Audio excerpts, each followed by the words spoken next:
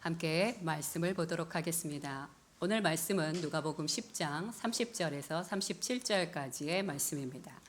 함께 읽겠습니다. 예수께서 대답하여 이르시되 어떤 사람이 예루살렘에서 여리고로 내려가다가 강도를 만나매 강도들이 그 옷을 벗기고 때려 거의 죽은 것을 버리고 갔더라. 마침 한 제사장이 그 길로 내려가다가 그를 보고 피하여 지나가고 또 이와 같이 한 레위인도 그곳에 이르러 그를 보고 피하여 지나가되 어떤 사마리아 사람은 여행하는 중 거기 이르러 그를 보고 불쌍히 여겨 가까이 가서 기름과 포도주를 그 상처에 붓고 싸매고 자기 짐승에 태워 주막으로 데리고 가서 돌보아 주니라. 그 이튿날 그가 주막 주인에게 데나리온 2를 내어주며 이르되 이 사람을 돌보아 주라. 비용이 더 들면 내가 돌아올 때에 갚으리라 하였으니 내 생각에는 이 3사람 중에 누가 강도 만난 자의 이웃이 되겠느냐. 이르되 자비를 베푼 자니이다. 예수께서 이르시되 가서 너도 이와 같이 하라 하시니라. 아멘. 오늘은 예수님의 비유 24번째 시간입니다. 여러분이 잘 알고 계시는 선한 사마리아인의 비유에 대해서 함께 말씀을 나누도록 하겠습니다. 오늘 이 선한 사마리아의 비유는요, 어떤 율법 교사의 질문에서부터 비롯된 말씀입니다. 이 율법 교사는요, 예수님께 찾아와 2가지 질문을 던집니다. 그 첫 번째 질문이 누가복음 10장 25절에서 28절에 보면 나옵니다. 함께 읽도록 하겠습니다. 시작. 어떤 율법 교사가 일어나 예수를 시험하여 이르되 선생님, 내가 무엇을 하여야 영생을 얻으리이까? 예수께서 이르시되 율법에 무엇이라 기록되었으며 내가 어떻게 읽느냐? 대답하여 이르되 내 마음을 다하며 목숨을 다하며 힘을 다하며 뜻을 다하여 주 너희 하나님을 사랑하고 또한 내 이웃을 내 자신같이 사랑하라 하였나이다. 예수께서 이르시되 내 대답이 옳도다. 이를 행하라. 그러면 살리라 하시니. 자, 바로 여기에 모든 예수님의 답이 있었지요. 하지만 이 율법 교사의 질문의 핵심은 사실은 2번째 질문입니다. 2번째 질문이 29절에 나옵니다. 함께 읽겠습니다. 시작. 그 사람이 자기를 옳게 보이려고 예수께 여짜오되 그러면 내 이웃이 누구니까? 자, 그 당시에 유대인들은요, 영생에 대해서 관심이 많았습니다. 그리고 말씀 가운데 기록되어 있기를 영생을 얻기 위한다면 첫 번째는 하나님을 사랑해야 합니다. 2번째는 무엇입니까? 이웃을 사랑해야 한다는 것입니다. 자, 그 당시에 그 누구도 하나님을 사랑해야 한다는 것에 대해서 다른 의견이 있는 사람은 없었습니다. 하지만 이 2번째, 이웃 사랑에 대해서는 조금 생각들이 다 달랐던 것을 볼 수 있습니다. 예수님이 살아계셨던 그 1세기 당시에요, 유명한 바리새파, 사두개파는 자신이 사랑해야 할 이웃들에 대해서 어떻게 정의를 했냐면 바로 자신들과 같은 노선을 걷고 있는 동료들로 한정 지었던 것을 볼 수 있습니다. 또한 광야에서 수도원 생활을 하고 있었던 에세네파는 자신들과 함께 공동체 생활을 하고 있는 사람을 이웃이라 칭하였고, 만약 공동체 밖에 사람이 있다면 그들은 모두 원수요 적이라 여겨 미워해도 된다라고 하는 규율이 있을 정도였습니다. 자, 우리는요, 예수님 말씀을 통해서 그 당시의 사회적 정서가 어떠했는지를 예측해 볼 수가 있습니다. 마태복음 5장 43절 말씀을 보도록 하겠습니다. 시작. 또 내 이웃을 사랑하고 내 원수를 미워하라 하였다는 것을 너희가 들었으나. 자, 여러분, 구약 모세오경에는요, 이웃을 사랑하라는 말도 있고 원수를 사랑하는 말도 있지만 원수를 미워하라는 말은 없어요. 성경 어디에도 원수를 미워해라 이런 말이 없는데 예수님이 지금 뭐라고 얘기하셨어요? 너희가 들었는데 내 이웃을 사랑하고 내 원수를 미워하라고 이렇게 이야기를 하십니다.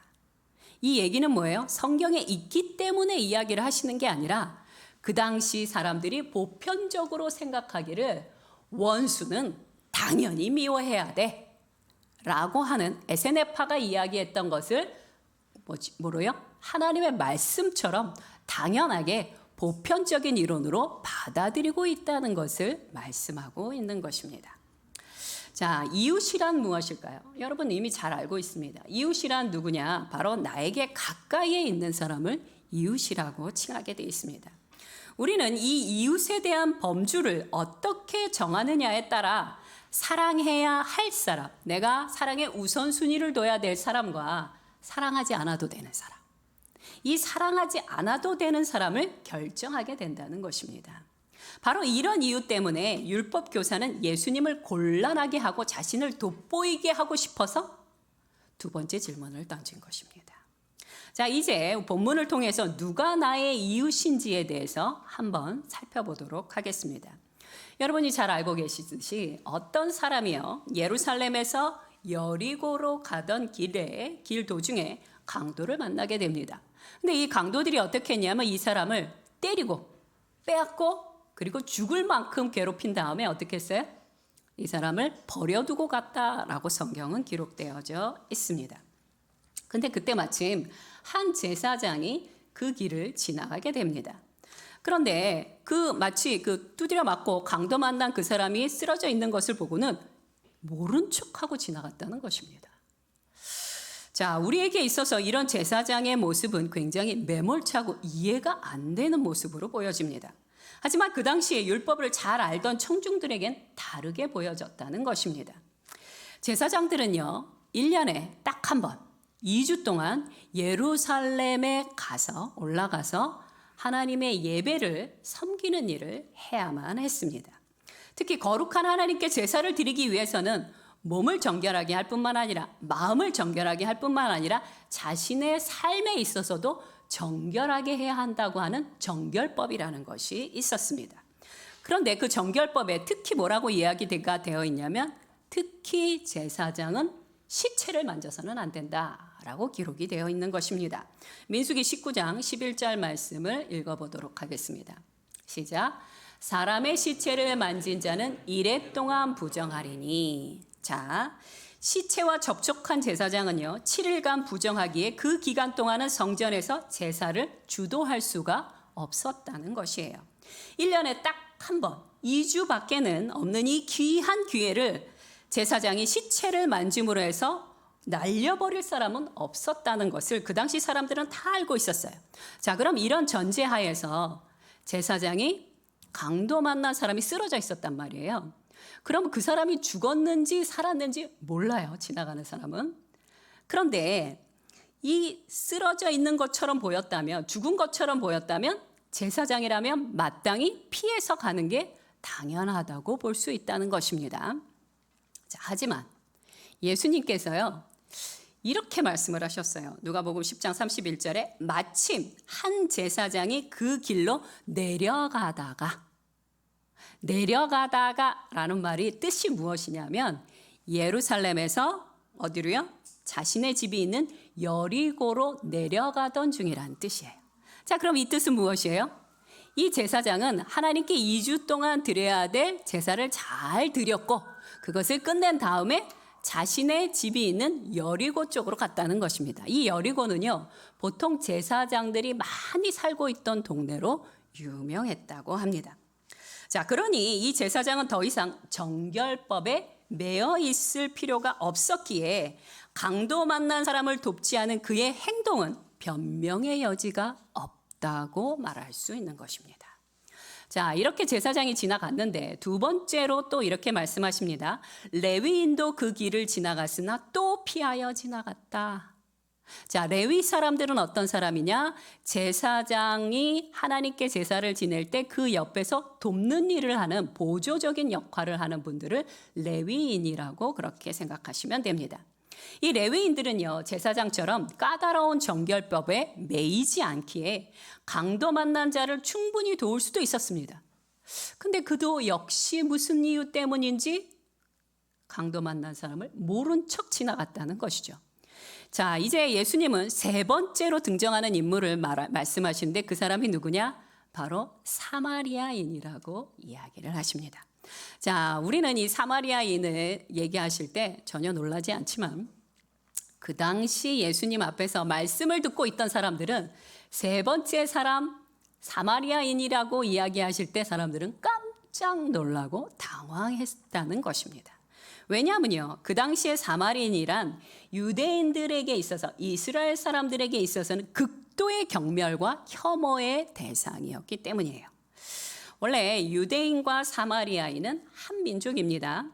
본래 이들은 한 민족이었지만 솔로몬 왕 이후, 솔로몬의 아들 이후로 나라가 남과 북으로 갈려지게 됩니다.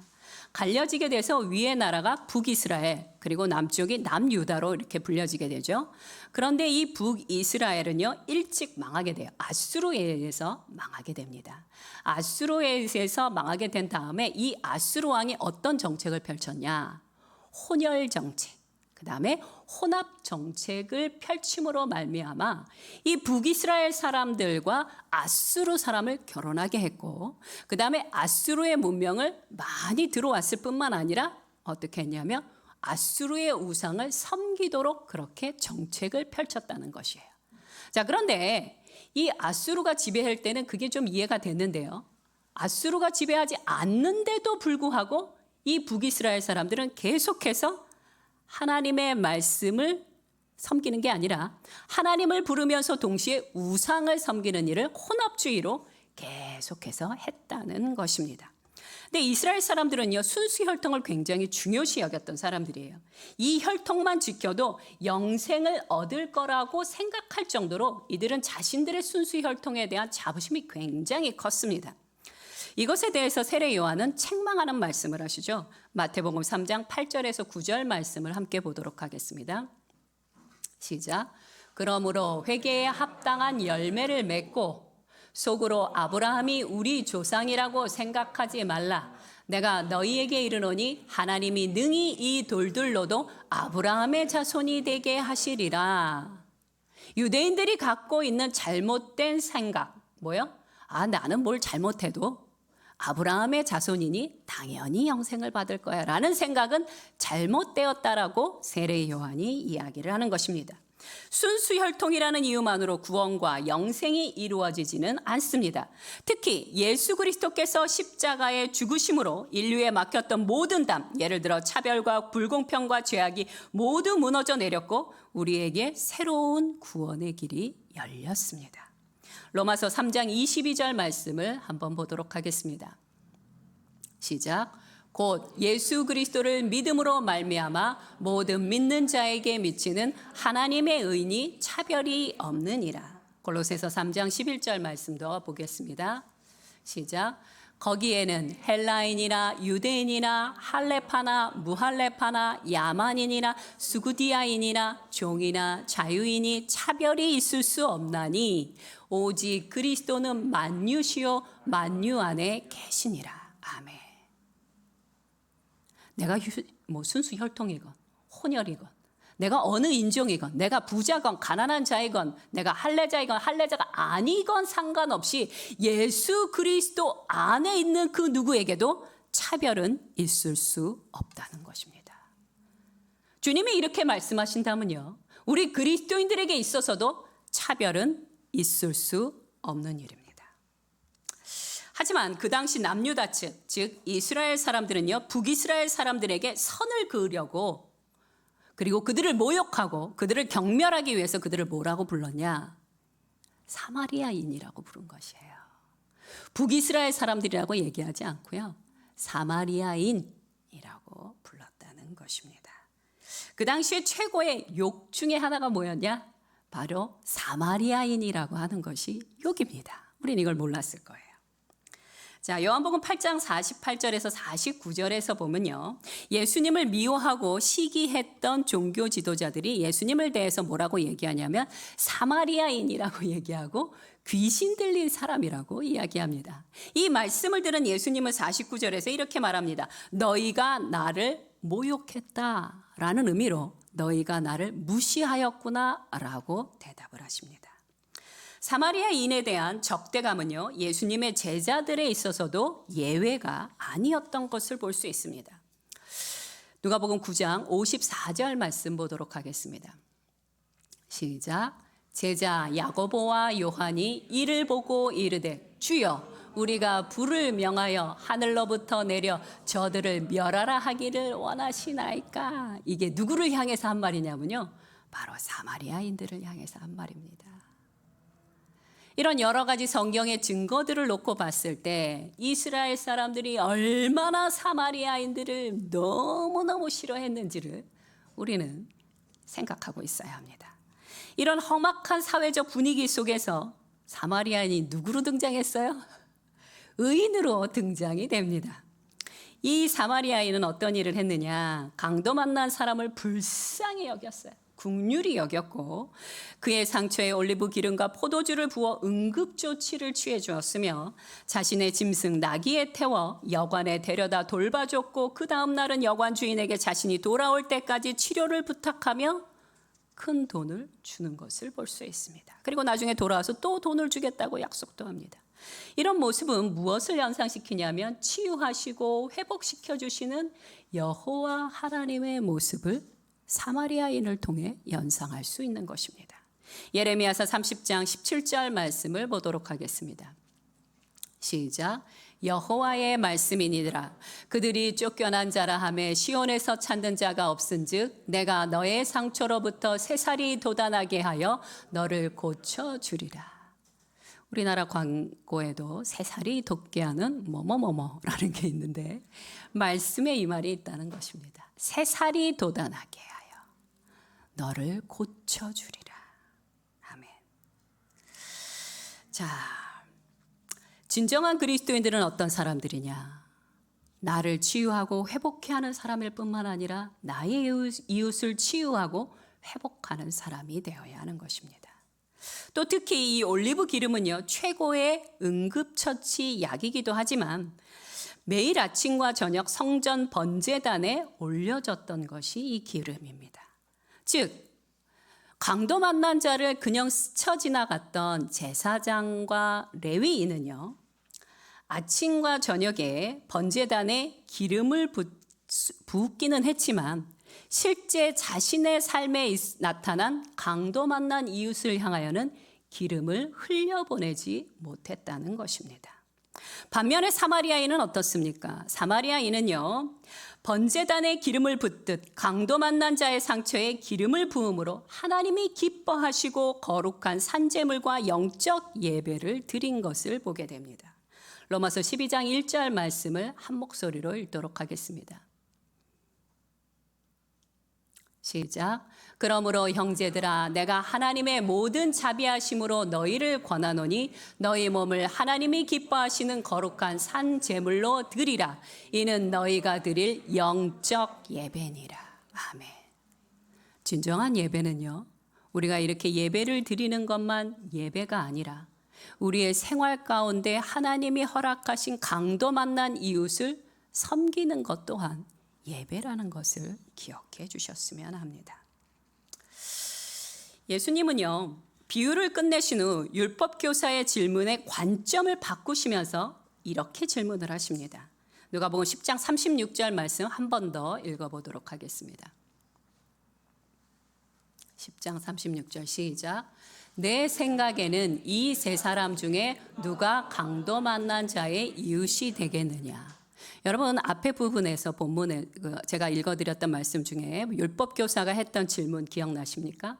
예수님께 누가 나의 이웃입니까? 라고 나를 중심으로 컴파스를 돌리면서 내 이웃의 한계를 어디까지 정해야 될지를 질문했어요. 근데 예수님은 다시 이 율법사에게 뭐라고 이야기하냐면 누가 강도 만난 자의 이웃이 되겠느냐라고 질문을 던지는 것입니다. 우리는 나의 이웃을 누구까지로 정해야 하는지를 궁금해하는데 예수님은 강도 만난 자의 이웃이 누구인지를 알고 싶어 하신다는 것이에요. 우리도 바리새인, 사두개인, 에세네파 그리고 율법 교사처럼 나를 기준으로 하여 이웃을 찾고 싶어 합니다. 예를 들면요. 같은 인종, 같은 나라, 같은 지역, 같은 직종, 같은 종교, 같은 취향으로 나의 이웃을 정하려 한다는 것이죠. 그래서 낯설고 동의할 수 없고 나와 취향이 같지 않은 이웃에 대해서는 한계를 딱 긋고 과감히 차별하고 험담하고 미워해도 된다고 하는 에세네파의 규율처럼 우리는 그렇게 살아가고 있다는 것이에요. 하지만 예수님의 생각은 우리의 생각과 많이 다르십니다. 예수님은요, 우리가 사랑해야 할 이웃의 한계를 확장하기를 원하십니다. 말씀을 함께 보도록 하겠습니다. 마태복음 5장 44절 말씀입니다. 시작. 나는 너희에게 이르노니 너희 원수를 사랑하며 너희를 박해하는 자를 위하여 기도하라. 어디까지 확장하기를 원하시냐 하면요. 너희의 원수까지라도 사랑해라 라고 말씀하고 계십니다. 예수님은 우리가 경멸했고 무시했고 저주했던 그 민족, 그 나라, 그 사람을 나귀에 태워 치료해주고 돌봐주고 교육해주고 구원에 이르기를 원하신다는 것이에요. 세상에는요, 정서적으로, 물질적으로, 영적으로 강도 만난 이웃들이 정말 많습니다. 우리는 보다 적극적이고 의도적으로 우리 이웃에 대한 한계를 넓혀 나가야만 한다는 것이에요. 만약 여러분이 살고 있는, 내가 살고 있는 곳이 여전히 미움과 욕설과 적대감과 싸움으로 가득하다면 그것은 대체로 교회가 마땅히 해야 할 만큼 기도하지 않았기 때문이며, 두 번째는 많은 그리스도인들이 제사장이나 레위인처럼 강도 만난 이들을 모른 척 피하여 가버렸기 때문이라는 것입니다. 이 비유에 오늘 본문의 맨 마지막에서 예수님은 이렇게 말씀하십니다. 뭐라고 말씀하시냐면 37절 후반절에 너도 이와 같이 행하라. NIV 성경으로 된 것을 보여주시기 바랍니다. Go and do likewise. 가라, 행하라. 어떻게 행하냐? 이와 같이 행하라. 이렇게 우리에게 말씀하고 계십니다. 함께 기도하겠습니다.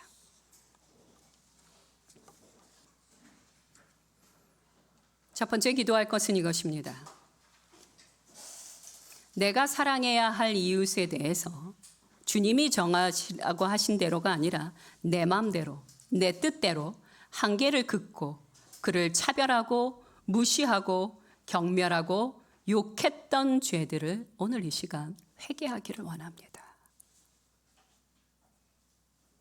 특별히 생각나는 그 사람이 있다면, 한 사람이 있다면 그 사람을 향했던 분노와 경멸과 무시가 사라지기를 간절히 기도하시기 바랍니다. 함께 기도하겠습니다. 아버지,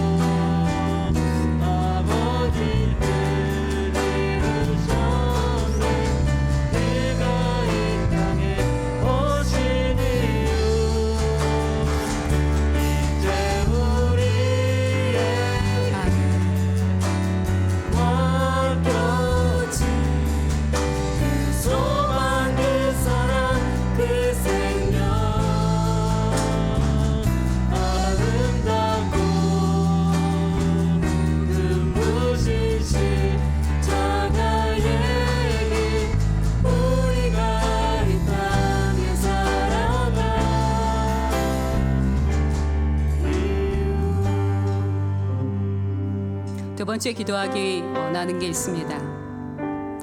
오늘날의 사회는 스스로 고립되어 살아가는 것을 당연하게 여기는 사회가 되어가고 있습니다. 하지만 우리 그리스도인들은 그렇지 않습니다. 스스로 고립되어 살아가려고 하는 마음을 멈추고 주님이 말씀하신 대로 내 이웃의 한계를 세월이 갈수록 확장하기를 원하나이다.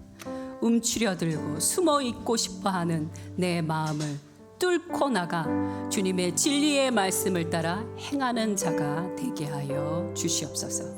이 두 번째를 위해서 함께 기도하겠습니다. 주님과 같이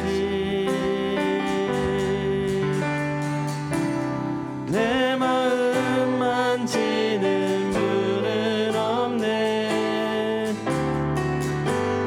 오랜 세월 찾아 난 알았네. 내게 주밖에 없네. 주 자비감 같이 흐르고 그 손길 치료하네. 고통받는 자녀 부르시니 주밖에 없네.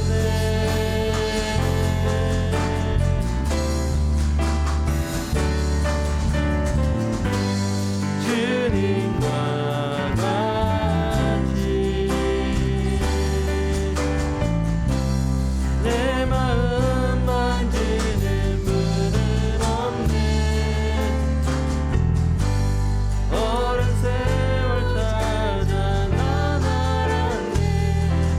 내게 주밖에 없네. 세 번째 기도할 것은 이것입니다. 강도 만난 이웃을 어떻게 도와야 할지 알게 하시고 알 뿐만 아니라 행할 수 있는 능력도 더하여 달라고 오늘 간절히 간구해 주시기 바랍니다. 함께 기도하겠습니다. 하나님 아버지, 제 주변에는 강도 만난 사람들이 많습니다. 영적으로, 생각으로, 육체적으로, 하나님 참으로 정서적으로 하나님 그들의 핍절함과 그들의 쓰러져 있음과 하나님 그들의 낙담된 것을 보나 어떻게 그들을 도와야 될지 알 수 없사오니 주님, 우리로 기도하는 것을 멈추지 않게 하시고 하나님 그들을 향하여 어떻게 도와야 될지 주님께서 주시는 좋은 아이디어가 있게 하여 주시옵소서.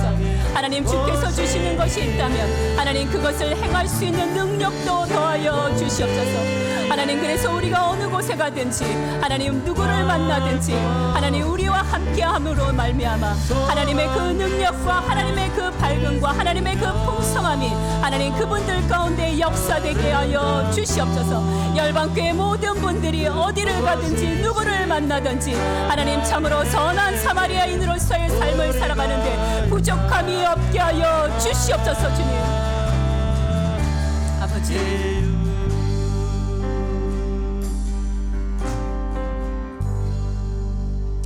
하나님 아버지, 세월이 갈수록 우리의 이웃의 범위가 점점 좁아가고 있습니다. 이런 우리의 협소함과 배타성과 나태함과 게으름의 경계가 성령의 능력으로 깨어지고 무너지게 하여 주시고 마음의 지경을 넓혀 선한 사마리아인처럼 행하게 하옵소서. 지금은 판단과 정죄, 편견과 욕설의 잡초가 우리의 마음밭에 가득하지만 시간이 지날수록 진리의 말씀 안에서 솎아내어지고 변화되어 결국엔 귀한 열매 맺는 옥토가 되게 하여 주옵소서. 강도 만난 이웃들을 위해 성실하게 기도하게 하시고 선한 행실로 말미암아 하나님의 사랑과 능력을 나누는 열방교회 성도님들 되게 하여 주옵소서. 감사드리며 예수 그리스도의 이름으로 기도드렸나이다. 아멘.